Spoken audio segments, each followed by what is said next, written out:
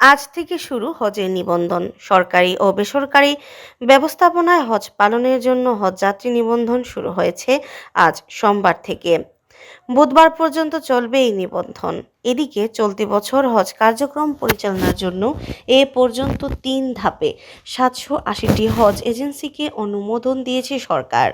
সর্বশেষ রবিবার তৃতীয় ধাপে ৮০টি হজ এজেন্সিকে হজ কার্যক্রম পরিচালনার অনুমতি দিয়ে ধর্ম বিষয়ক মন্ত্রণালয় থেকে আদেশ জারি করা হয়েছে। এর আগে ৮ মে প্রথম ৬১০টি হজ এজেন্সিকে চলতি বছরের হজ কার্যক্রম পরিচালনার জন্য অনুমোদন দেওয়া হয়। ৯ মে দ্বিতীয় পর্যায়ে অনুমোদন পায় ৯০টি হজ এজেন্সি। হজ এজেন্সি অনুমোদনের আদেশে বলা হয়েছে, প্রত্যেক হজ যাত্রীর সঙ্গে হজ অনুমোদন পাওয়া এজেন্সিগুলোর লিখিত চুক্তি করতে হবে। এক এজেন্সি চলতি বছর সর্বোচ্চ ৩০০ জন এবং সর্বনিম্ন ১০০ জন হজযাত্রী পাঠাতে পারবে।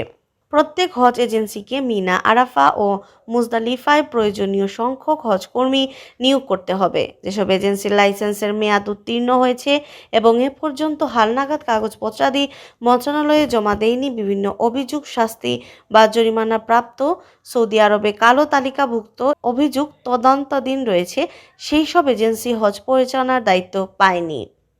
তালিকা প্রকাশের পর কোথাও হজ এজেন্সির তথ্য ভুল বা অসত্য প্রমাণিত হলে এবং কোনো অভিযোগ পাওয়া গেলে ধর্ম বিষয়ক মন্ত্রণালয়ে কোনো কারণ দর্শানো ছাড়া সংশ্লিষ্ট এজেন্সির নাম তালিকা থেকে বাতিলের অধিকার সংরক্ষণ করে বলে আদেশে উল্লেখ করা হয়েছে।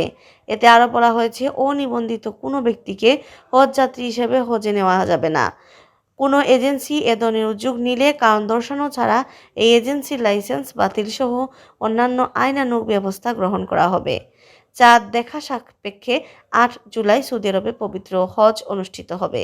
এবার বাংলাদেশ থেকে ৫৭,৫৮৫ জন হজ পালনের সুযোগ পাবেন।